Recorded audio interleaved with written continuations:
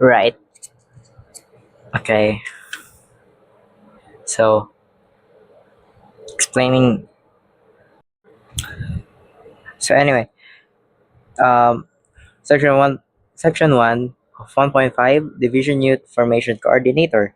DYFC refers to the Designated Project Development Program. So basically, ayun yung may humahawak sa SSLG, which is yung Division Youth Formation Coordinator. Sila ang, I don't know, sila yung may pakana, ewan. Tapos, external sources of funds, di ko na kailangan explain, mga sponsors lang yan. And then, General Plan of Actions or GPOA. Sa GPOA, nandun lahat ng actions na gagawin mo sa isang taon.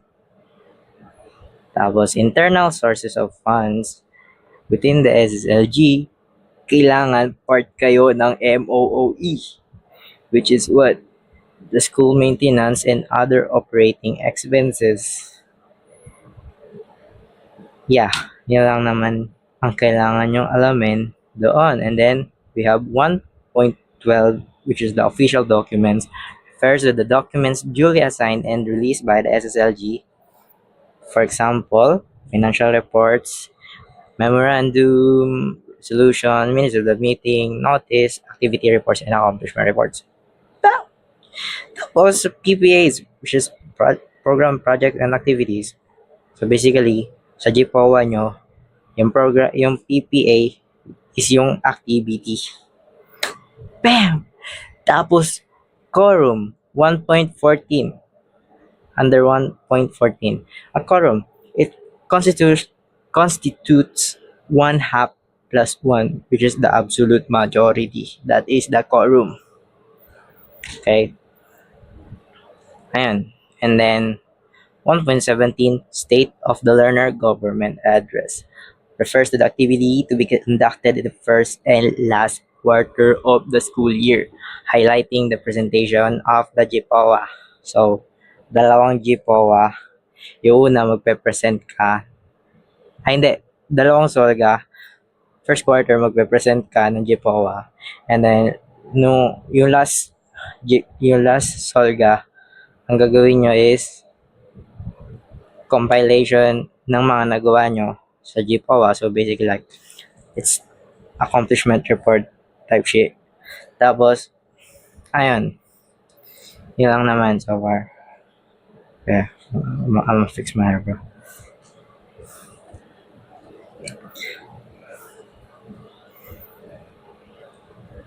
And then, we have Article 4, Declaration of Principles, Objectives, and Policies. So, pinaka-important is Section 1. Lalagay ko dito. Yes. So, the SSLG shall be the highest student governing body in the school. In the school, bro. Like, highest governing body in the school. So, ewan ko. Yeah. And then Section 2, the SSLG shall be the forefront of the learner's right and welfare. They are the models of the learner's excellence, representation of good character, and deep sense of moral value. So, dapat, simple terms, dapat mabait ka. About Section 3, the SSLG shall have the power that emanates from the student body. It should be autonomous, diplomatic, unified, and the highest democratic representative of the student body. So, hindi ka pwede mag-decision mag-isa. Ako, president ako, pero di ako pwede mag-decide mag-isa. Because it should emanate from the student body. Okay? That's a good reminder. And then, the SSLG shall uphold and adhere with the mission vision statement of the Department of Education, which is to protect and promote the right of every Filipino to quality, equitable, culture-based, and complete basic education where students learn in a child-friendly, gender sensitive, and culturally aware, safe, and motivating environment. So ang keyword dyan, child-friendly, gender sensitive, culturally aware, safe, and motivating environment. Yun yung pinaka-highlight. And then, under ng section 4, which is the 1.1, the mission statement of the Department of Education shall serve as the guide of the SSLG in working to serve the best interest of the learner. So, hindi kayo pwede gumawa ng sarili nyong goal, vision. Ewan ko, pwede naman siguro. Pero, kailangan naka-base dun sa TEPED. Section 5, the SSLG is founded on the principles of good governance, volunteerism, participatory democracy, responsible servant leadership, collaboration, unity, accountability, and efficiency in serving the learners. Do we have that? Tapos, Section 6, the SSLG shall be committed to adhere with the core values. Alam nyo na yon, maka-Diyos, makatao, makakalikas, makabansa, and its principles and ideals into action through academic, socio-civic, and leadership PPAs. Very self-explanatory. And then, section 7, which is the objectives. So, objective number 1, uphold the values, principles, and ideals of the Department of Education. 7.2 empowers the learners to strive for excellence in academics, leadership, and social responsibility. 7.3 encourage the learners to be proactive members of the society. So, kailangan maging masipag yung mga bata. Mag-ambag sa lipunan, ganon. So, 7.4 lead learners in developing passionate love of country, values, and competencies that will enable them to realize their full potential and contribute meaningfully to building the nation. Very deep. And the 7.5 represent the learners in the school governing council pertaining to the learners' concerns. So, as an SSLG, dapat kayo ang nagiging bosses. Oh my God! So very deep. And then, syempre, under nun, which 7.5.1 is to actively participate with the school management. Do we have that? And then 7.5.2 to actively participate with the school management in nurturing an inclusive, service-oriented, gender-sensitive, culturally aware, and environment-conscious community.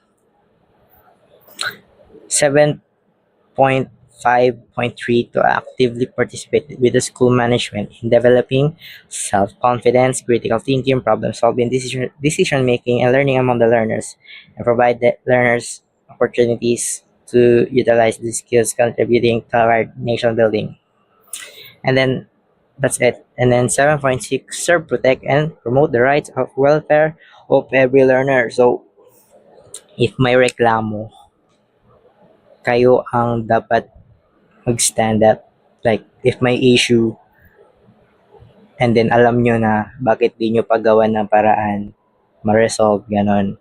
So, responsibilidad yun ng SSLG.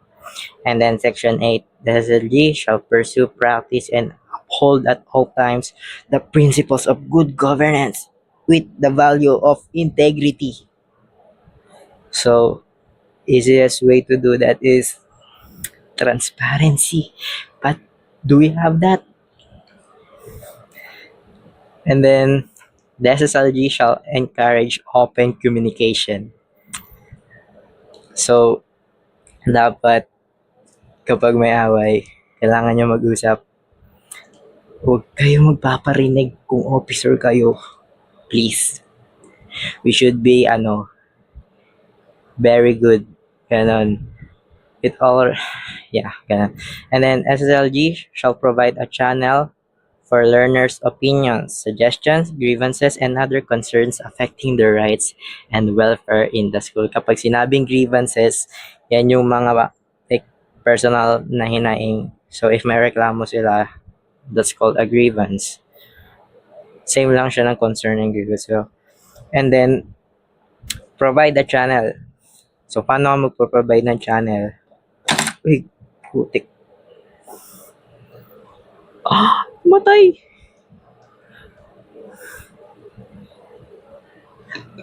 Sorry guys, namatay yung PC. So, paano ka magpo-provide ng channel sa SSLG? For opinions, thoughts, etc. etc. Diyan papasok yung page. Yung FB page ng SSLG. Doon papasok yung channel. Kung dadagdayan mo yan, kailangan mo na suggestion box. And then, ayun, marami kang pwedeng magawa dyan. And then, Section 11, the SSLG shall remain accountable and transparent at all times. So, do we have that? Lahat tayong ganun. With all its transaction involving the interest of the learners. Kahit naman anong gawin mo, it has the interest of learners. So, kailangan yung maging transparent as always.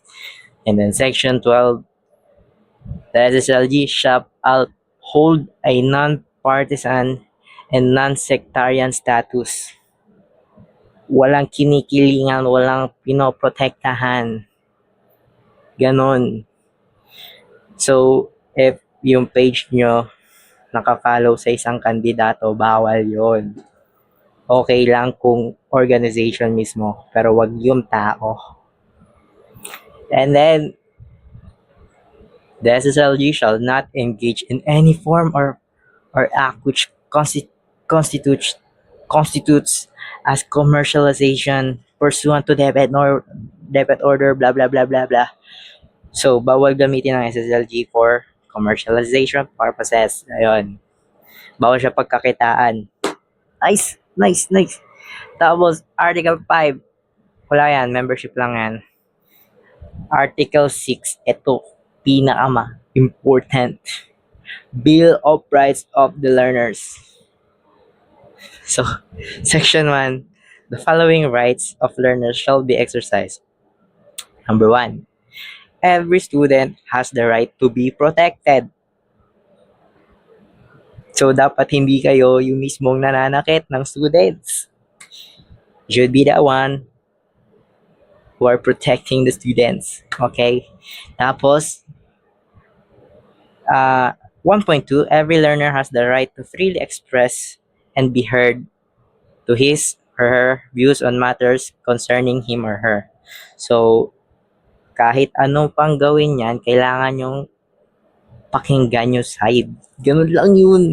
Tapos 1.3, every student has the right to avail of all the services offered by the organization. So, ibig sabihin, bawal kayo mag-discriminate. Lahat ng services, ibibigay nyo. Kung sino man yan, terrorista or what, kailangan nyo ibigay. Anyway, kasama na dyan, 1.4, every student has the right to conduct and to actively participate in all school curricular, co-curricular, and extracurricular activities. So, bawal kang magsabi no.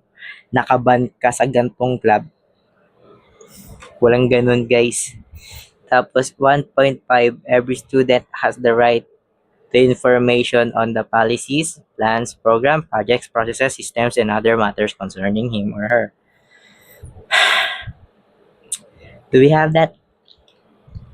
So, yun.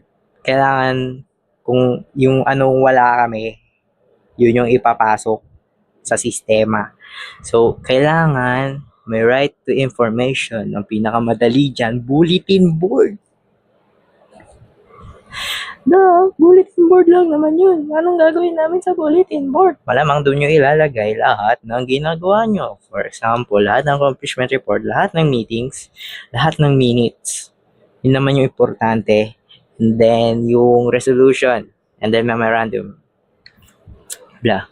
And then, every 1.6, every student has the right to suffrage, to apply for a position, to nominate and to be elected to office and to exercise other electoral practices.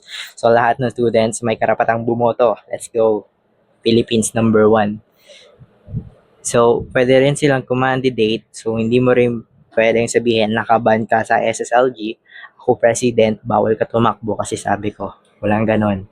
Tapos, 1.7, every student has the right to responsible and independent and peaceful student elections and student publications. So, dito dalawa na yan. Una, ULG Comea, and then yung student publication, which is mga journalism, mga journalists. So, sinasabi lang nila na dapat payapa yung ganto ganyan. So,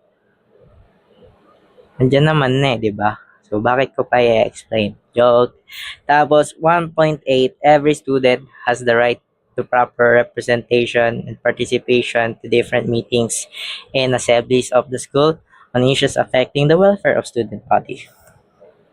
To conduct child-led and peaceful meetings in assemblies and to be heard in the decision-making process affecting his or her education and welfare.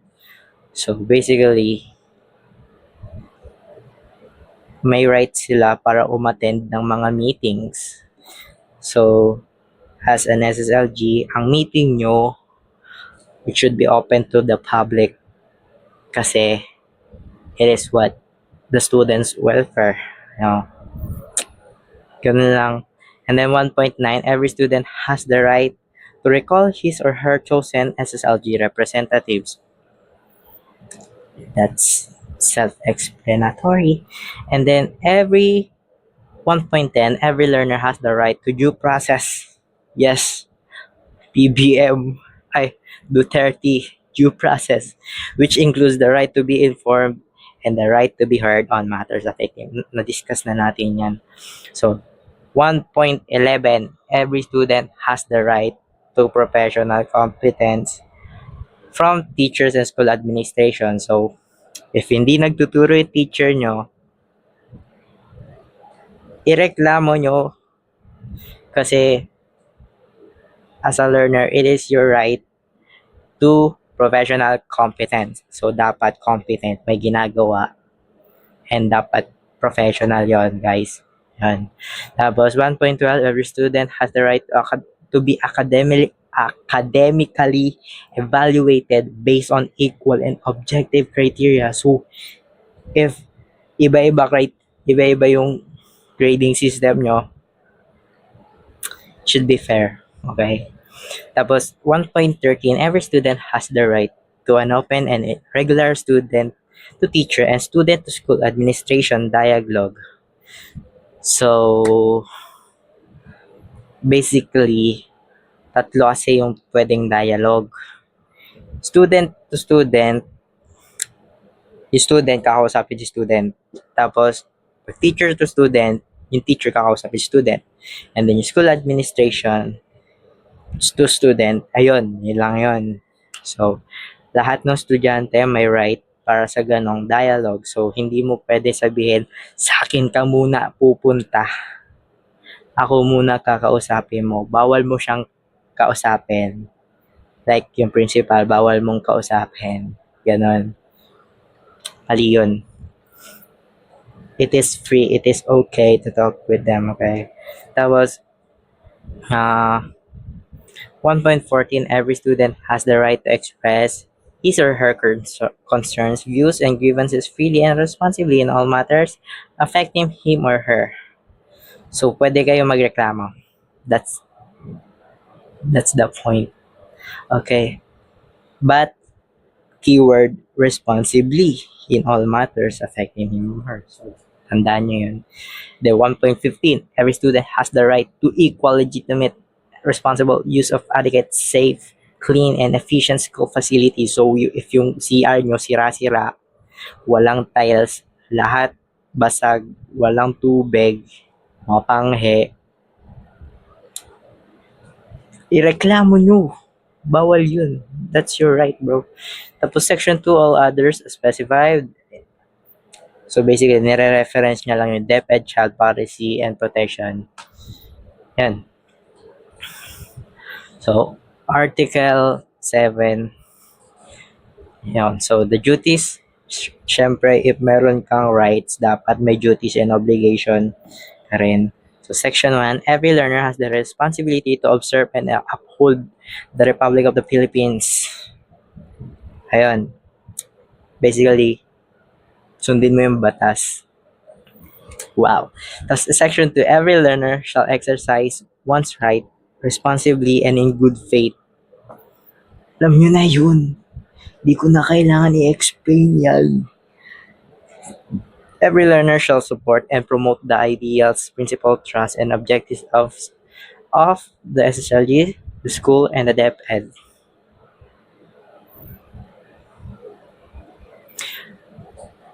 Wait lang. If every learner shall support and promote the ideals, principles, trust, and objectives of the SSLG, the school, and the DepEd, what if hindi maganda yung ideals and principles ng SSLG?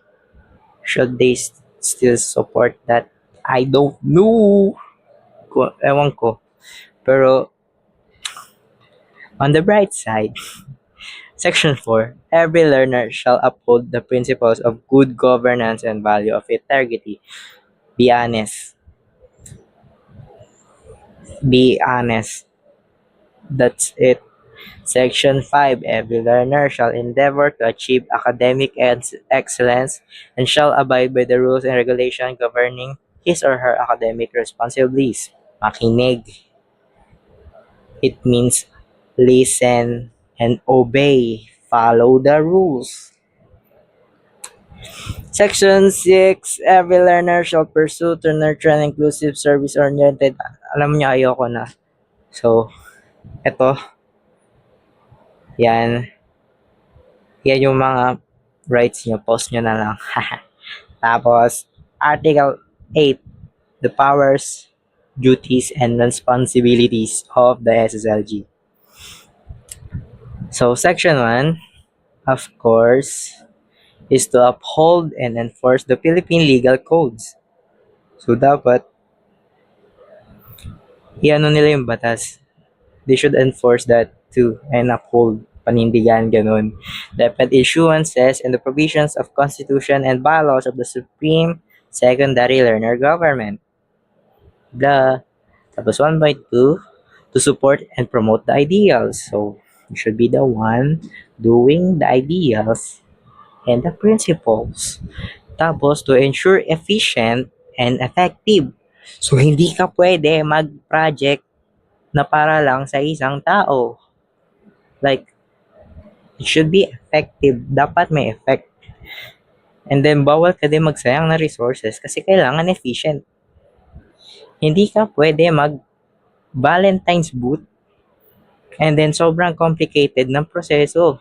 Like, it should be efficient, effective. Okay? Now, 1.4, to spearhead PPAs anchored in the DepEd core values, makadiyos, makatao, makakalikasan, and makabansa. So, kapag gumagawa kayo ng GPOA nyo, meron naman yan dun sa dulo kung anong DepEd core values yung ginagawa nyo, kung saan siya nabibilang. So, for example, leadership training program. Matik, dun siya sa makabansa and makatao. Ayun, pwede yung dalawa. And then 1.5, to act as the executive committee of the coordinating council. May coordinating council tayo? Meron? Wala. Tapos, 1.6, to make recommendation to concerned units, individuals at the school level on issues concerns affecting the learner. So, if alam mo nang may problema ka as an SSLG, kailangan nagre-recommend ka, may sinasabi ka. Hindi porket okay ka doon, yun na yun. Okay na rin sila. No. Super bait. Tapos, 1.7, to serve as representative of learners in voicing their opinions, suggestions, and grievances. So, basically, kailangan kayo mismo yung nagiging boses. Kakasabi ko lang yan kanina. I told you. Paulit-ulit lang yung SSLG Constitution. So, hindi ka mahirapan intindihin yon. Next, to spearhead the crafting of the SSLG General Plan of Action. Kapag sinabing spearhead, pangunahan. Lead the way, bro. So, sa SSLG General Plan of Action, so dapat kayo gagawa nun. Hindi nyo pwede i-chat GPT. Okay? And to participate in the formulation of school improvement plan. So, dapat may nagpa-participate doon. Pero meron ba tayong SIP? 1.9. To represent learners in school matters as deemed necessary. Ayun, same lang din nung kanina. 1.10. To monitor and coordinate with the LG Comea every election period. So, tuwing may elections, dapat nakikipag-coordinate kayo kay LG Comea, which is the what? Committee of Elections and Appointment. 1.11. To recommend to the school head for the granting, renewal, or revocation of registrations of clubs and organizations. Yan na nga ba ang sinasabi ko? To recommend to the school head. Pero, ayun, so, yun din yung problem sa school. Walang nangyayaring registration, walang nangyayaring renewal, hindi dumadaan sa SSLG. So, we have to fix that. Okay? And then, syempre, 1.12, to turn over financial assets, documents, properties, and other responsibilities to the incoming SSLG officers at least 2 weeks before the end of their term. What if wala kang may turnover? No comment. 1.13, to submit an activity accomplishment report in a unified template to the school head a week after every implementation of the SSLG PPA. So, kailangan yung papirma. Hindi kayo pwede mag-project. Tapos kapag natapos, okay na to. Tama na. Kailangan nyo pa rin gawan ng accomplishment report yon. So, ayun lang yun. Ganun lang kadali. Article, what article is this, bro? So, Article 9. Article 9. Okay, Article 9. Article 9, composition and terms of office of the SSLG. The officers of the SSLG are the duly elected President, Vice President, Secretary, Treasurer, Auditor, Public Information Officer, Protocol Officer, and grade level representatives. So, yun yung mga set ng officers sa SSLG.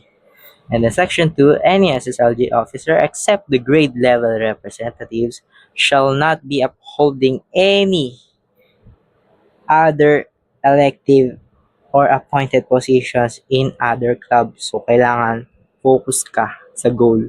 If ikaw ay hindi grade level, kundi officer. And in Section 3, the officers of the SSLG shall hold office for a period of 1 school year. Ilan yon? Hindi ko alam. Basta 1 school year. Section 4, the term of office shall start from the date the officer takes his or her oath until the successor takes his or her oath of office or until the end of the incumbent SSLG residency in the school as may be applicable. Ititik nyo yung oath. If hindi kayo nag-oath, hindi kayo official. And then Section 5, oath-taking ceremonies of elected SSLG must be conducted on the next regular Monday. Oh, yun lang. Tuesday kami nag-oath ata. Tapos, Article 10. The SSLG shall be the Chief Executive Office of the SSLG. The President shall be the Chief Executive Officers kasi nasa duties and functions na tayo. So, 1.1, as a President, you should facilitate your leadership and good governance, the the efficient and what facilitate through his leadership and good governance the efficient and effective overall operations of the SSLU. So basically, kailangan mong pagaanin yung trabaho. Shit.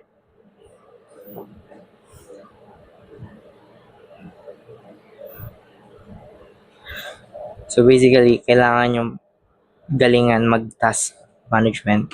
I don't. And then 1.2 represent the learners on official functions or in any learner related activities on or off the campus. So kailangan kayo ang taga-represent ng student if nagkakaroon ng mga conventions and functions. And then 1.3 call and preside over all meetings. Kapag sinabing preside, ikaw yung mamamahala ng meeting, ikaw yung nagpapatakbo. Okay, in a proper decorum stuff. And then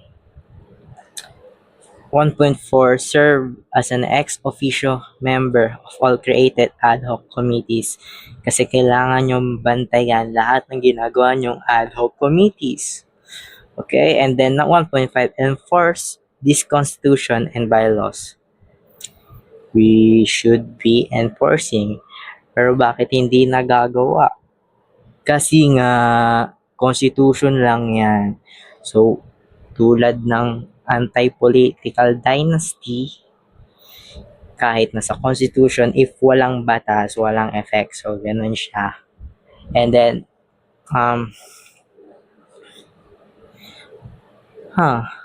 so na sign all official minutes. 1.6 sign all the official minutes, project proposal, resolutions, correspondences, and other official documents of the SSLG. So lahat ng papeles dapat may pirma mo. Okay. Represent the SSLG or designate his or representative for any external or internal affairs functions. So pwede siya magpadala kung sino yung gusto niyang ipadala doon sa function na yun. And then 1.8 head the coordinating council. Coordinating council. Dito si president. That gano'n. So 1.9 lead in implementing SSLG mandated, recommended, and initiated PPAs. So if meron kayong PPA, kailangan si president ang nangunguna mag-push noon. Hindi si vice, hindi si secretary, all of you actually. Pero dapat nandun si president. Okay. And then 1.10, create and or dissolve ad hoc committees as necessary for the efficiency of the operation of the SSLG. Kung meron kayong ad hoc committee, meron kayong tapos na yung duty, dissolve nyo na. Okay? Ganun lang yun. Conduct a State of the Learner Government Address or SOLGA. Meron tayo, no? Gagawin pa lang. Okay? So, during his first and last quarter of the school year. So, ngayon, nasabi ko na yun kanina sa simula. 1.12, turn over his or her responsibilities to the Vice President or to the officer next in rank in case of his or her absence. So, if absent ka, matik, kay VP na yan, mata-turn over your responsibilidad. And then, 1.13, perform other functions inherent and incidental to his or her office. So, kung ano man yung mangyari, doon ka. So, what if, section 2, what if I was the vice president? Then, you should be doing all of this. 1.1, assist the president in all matters. Assume the office of the presidential, the position become vacant. So, if walang president, na dun ka. Supervise members in planning and arranging meetings or programs of activities. Actually, di ko yan nasusunod. Nahihiya kasi ako. Okay. 1.4, serve as chairpersons of the Internal Affairs Committee. So, lahat ng internal affairs, nandun ka, ikaw ang committee ng coordinating council. 1.5, perform other duties assigned by the SSLG president. Ayun. Then, what if I was the secretary? If you were the secretary, 3.1. Keep accurate records of the minutes and documents. Ayun. So, kailangan tama lahat ng meetings mo, walang kulang, walang labis. Then 3.2, prepare and provide documentation and reports for every implemented and initiated PPAs to be submitted to the school head. It's all about paperwork. Okay. Then prepare all notices of SSLG meetings. That's a given. 3.4, serve as a chairperson of the Secretariat Committee. So, yung Secretariat Committee, lahat ng papers ng bawat clubs na nasa coordinating council, dapat ikaw ang chairman. So, dapat sa'yo rin pinapacheck. Okay? Perform other duties assigned by the majority of the SSLG officers. Ayun. So, if meron ka pang ibang duty, gagawin mo yan. And then, what if I was the treasurer? What if I was like this? Okay? And then, syempre, kailangan mo prepare regularly the financial reports. Paano gumawa ng financial report? I-search mo sa Google. And keep all documents for transparency and accountability. So, hindi yan pwede mawala. If mawala yan, you are not doing your job. And then, 4.2, serve as disbursing officer of all the SSLG funds. So, dapat ikaw ang naglalabas ng pera. Hindi si President ang maglalabas ng pera. Ikaw. Okay? Kaya ka nandyan. Ikaw maglalabas ng pera. Hindi si President. Okay? And then 4.3, prepare the annual budget of the SSLG. Okay, gagawin ko pa pala yung annual budget kung magkano man kailangan. 4.4, serve as the chairperson of the Finance Committee. So, sa Finance Committee, ang gagawin mo lang naman yung mga financial report ng ibang clubs. Itatrack mo lang kung tama ba to, mali ba yan, nagamit ba sa mabuti, pinang-droga ba, ganun. 4.1, perform other duties assigned by the majority of the SSLG officers. Section 5, the auditor shall have the following duties: verify the legitimacy of disbursement of SSLG funds. So, si treasurer, dalawa kasi yan, si treasurer tsaka si auditor. Si auditor yung taga-check kung tama ba si treasurer. Baka kasi si treasurer, alam niya lahat ng secrets, i-auditor, hindi siya sure. So, ayun, dalawa sila nagpa-fact check. And then, audit and submit reports of all expenditures. Ayun, parang ano lang din, treasurer, pero taga-check. Ganon. Tapos, they are the co-chairperson of the Finance Committee. Ayun, magtutulungan silang dalawa. Section 6, Public Information Officer shall have the following duties: disseminate and promote the trust and objectives of the SSLG. So, hindi lang yan puro PubMat, pero you should be disseminating information very efficiently. So, hindi ka pwedeng magpa-PubMat ka tapos ang dami mong design, wala nang makuha doon sa PubMats mo, okay? Ganun lang yun. And then, syempre, kapag may announcement, ikaw yung lalabas doon. Hindi si President, hindi si BP, pero ikaw dapat yung mangunguna kasi information dissemination. Kaya nga, public information. Di ako galit. 6.2, build and maintain a credible image for the SSLG. So, dapat sa PubMats maganda. Kasi nga, maintain credible image. So, dapat hindi yan paldo. 6.3, spearhead in the promotion of SSLG PPAs and DepEd core values. So, dapat ikaw ang nangunguna sa pag-uphold ng values ng DepEd. 6.4, publish activities, accomplishment reports, and updates through the bulletin board, press release, and social media. So, ayun, narinig nyo na. Dapat may bulletin board and may social media, tapos press release. So, kailangan mong mag-press conference. Wow, press conference. Serve as the chairperson of the Public Relations Committee. So basically, lahat, samahan yan ng mga public information. Lahat ng may hawak sa information dissemination, nandun sila. That's it. Section 7, the protocol officer shall have the following duties. Number 1, assist the presiding officer. So, kapag meron kayong meeting, si protocol officer ang nag-a-assist doon kay president if ever siya yung presiding officer.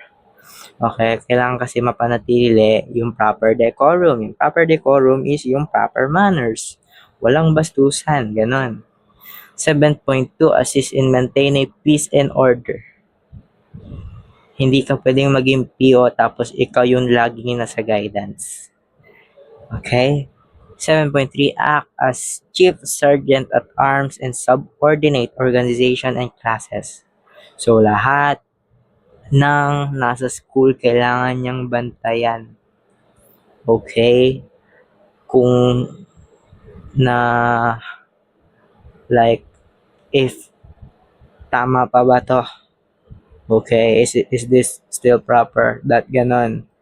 Then grade level representatives shall have the following duties. Syempre, represent your grade level in all meetings.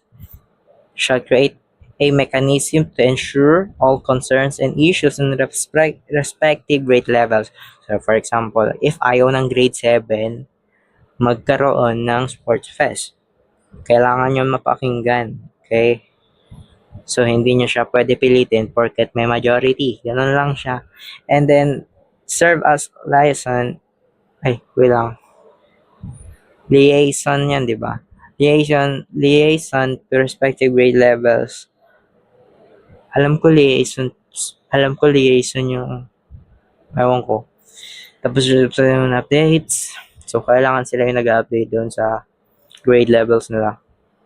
So, if pang umaga, tapos maybe pang hapon, you should be the one to disseminate the information. Ganon. Perform other duties assigned by the majority of the officers. Ayan, pwede yan. Okay. Tapos, under Article 11, there shall be, Section 1, there shall be a homeroom class organization in every section composed of executive officers only parallel to the organizational structure of the SSLG. So, bawal, if may muse sa inyo, alam nyo na, bawal yun. I mean, walang mali, pero it should be parallel to the organizational structure of the SSLG. So, gagawan mo pa yun ng resolution. Section 2, the homeroom class organization shall assist the SSLG in implementing its PPA. So, sila ang bahalang magpadala ng representative ng kanilang section.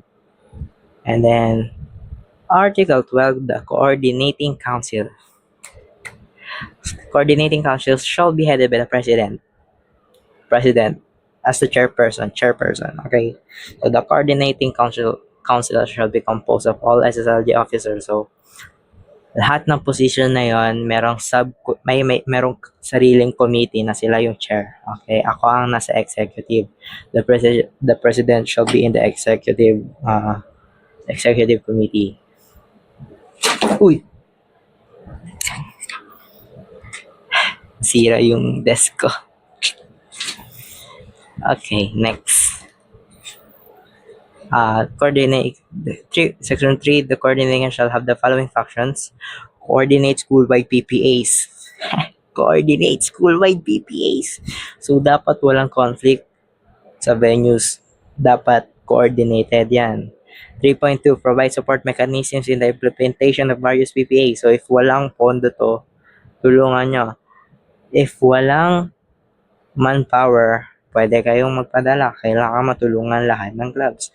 3.3, to synchronize PPAs of all registered clubs. Ayun nga, synchronize.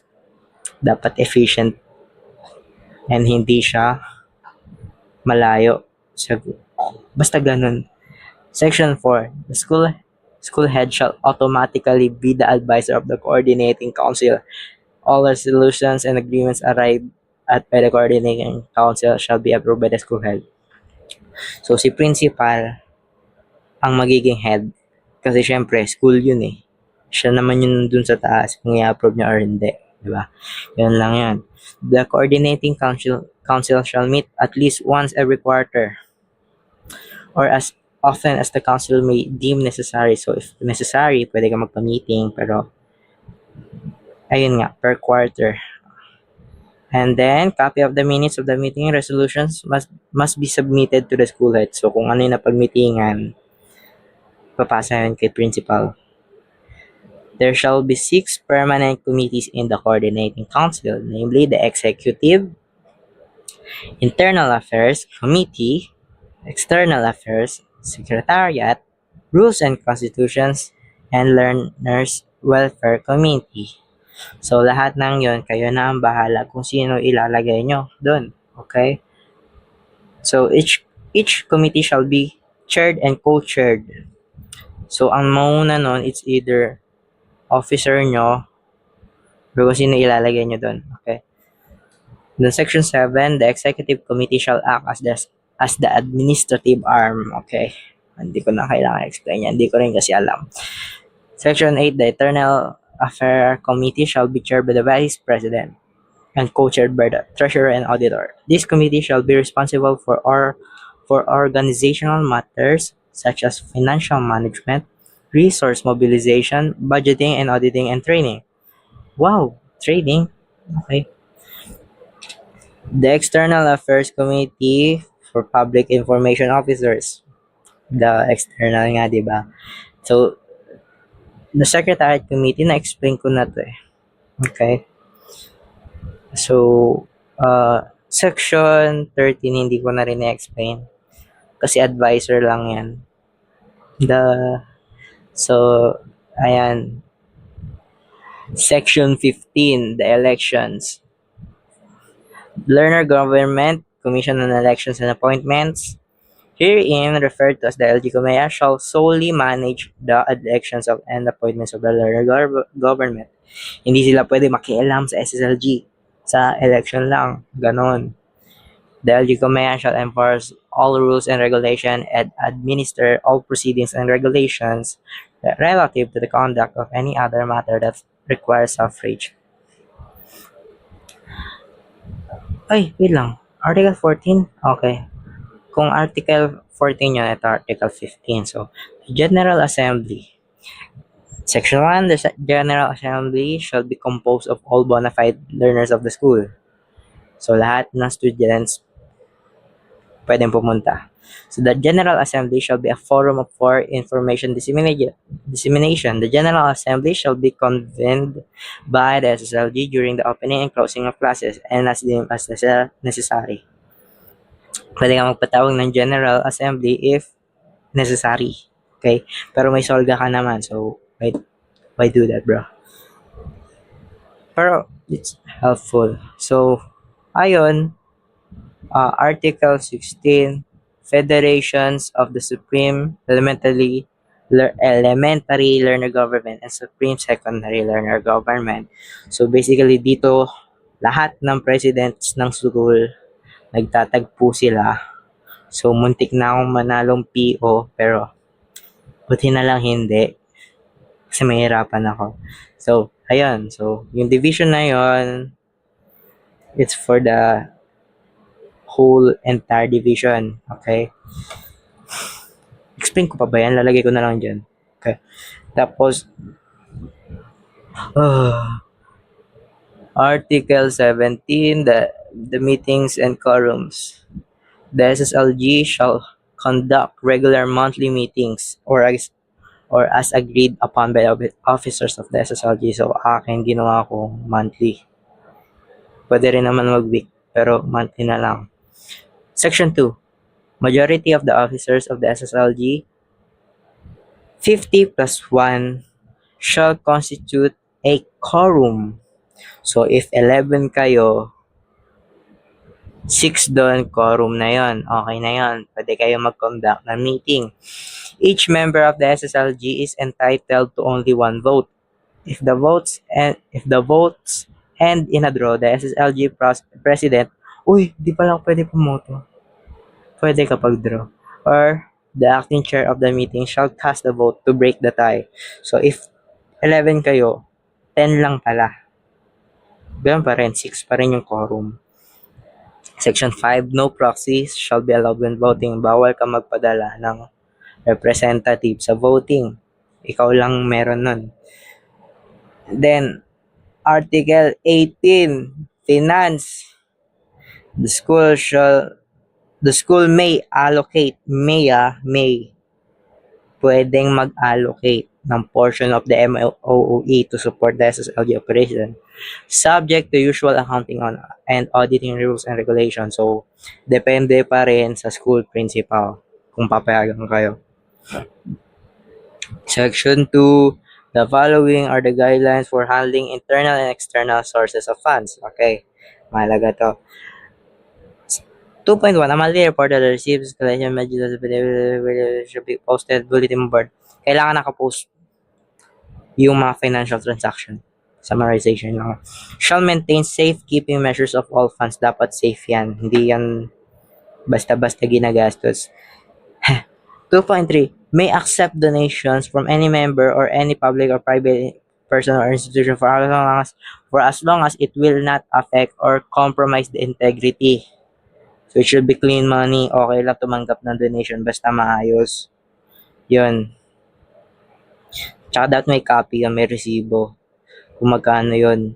Tapos 2.4, dahil may undertake fundraising activities to subsidize its project. So pwede kayo mag-create ng fundraising activities para ma-subsidihan yung mga projects na gusto nyo ma-implement. Ganon. As long as it will not affect the integrity of the SSLG. So, hindi kayo pwede mang-scam. Bawal kayo mang-scam sa Roblox. Dapat malinis yung pera. No officers of the SSL as well as the SSL advisor shall have the power to make any bill, payable note, or any negotiable instrument to endorse the name. Ayan. So, basically,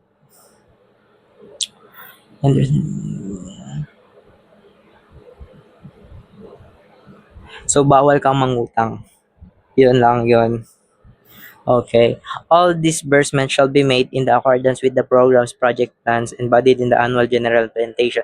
General plan of action. So, dapat if manghihingi kayo ng pera, nandun na yun, nakalagay na yun sa GPOA. Bawal kayong humingi ng lagpas sa GPOA. Okay? Huwag kayong sobra. 2.7, shall enjoy the freedom to determine its priorities of the disbursement. So, kayo na bala kung anong saan nyo pagkakagastusan yun. The President Treasurer shall be the signatory of all fund disbursement. Sila yung mga pipirma, yung President and Treasurer. Through the Treasurer and the Auditor shall promulgate financial guidelines for proper financial management. Dapat alam nila to, hindi ako. Joke. At the end of every activity, the SSLG shall liquidate expenses before another disbursement. So, yung hiningi nyo, dapat maubos muna bago kayo manghingi ulit. Bawal mag-ipon. Ganon. Financial statements shall be duly noted by the SSLG advisor, posted on the designated bulletin boards every month, printed in every issue of school paper, furnishing the school head with a copy. May copy ang school head, meron pa nakalagay sa bulletin board, and then yung official document. Ganon. The SSLG shall submit a biannual, so ibig sabihin 2 times a year, financial report duly noted by the SSLG advisor to the school head. Ayon, tapos na. Meron pa pala. Article 19, Transparency and Accountability. Another good topic, bro. So, SSLG, Section 1, dapat kayo ang should uphold the best interest of the organization. Hindi nyo pwede siyang bastusin, ganon. For the purpose of accountability organization, planning, operational, review of the SSLG, the following should always be observed. Prepare GPOA Collective Day. GPOA is your guide. Okay? Yun lang ang gagawin nyo. Yun yung magiging guide. So, kailangan if mali, i-revise nyo. Ganon. conduct meetings and committees deliberations with the consensus of a majority of the SSLG officers. Ayun, feeling ko naman, ano na lang, papakita ko na lang yan. Yun lang naman yung mahalaga dyan. Yung 2.6, create, develop, or by any means find ways to provide a transparency board. So, kailangan may transparency board. Kahit ano, social media page, may transparency board. Okay, hindi yung maglalagay kayo ng transparency board tapos walang laman. Oy, sorry. That's my fault, bro. Tapos, ayun. Ayun. So, if magko-conduct kayo ng activities, dapat meron kayong accomplishment report and financial report if may nagamit kayong pera. Pero kahit wala na kayong nagamit na pera, kailangan nyo pa rin isulat. Kailangan nyo pa rin mag-report. Okay? Kumbaga, kahit wala kang assignment, walang binigay sa'yo na resource, kailangan mo pa rin i-report na wala kang ginamit. Ganun ang pagiging transparent. Okay? So, yan. Kailangan yung gawa ng paraan para may report siya ng tama. Ayun, hindi ko natatalakayin yung Article 20, which is the removal, resignation, and vacancies. Kasi, minsan, hindi yan natutupad, okay? It still depends on the school head. Yeah. And then, doon na papasok yung LG Comea. I think, doon na papasok yung LG Comea kung merong petition. Ganon. Hindi ko na to kasi wala na yan. So, yeah. The SSLG Constitution, like yung pinaka important, under 1R. Yes, let's go. Under 1R. Wait lang. Let me see. Ayun guys, wala naman ng kailangan talakayan dito. I think. Yeah, wala na. So, thanks for watching. Oh my God,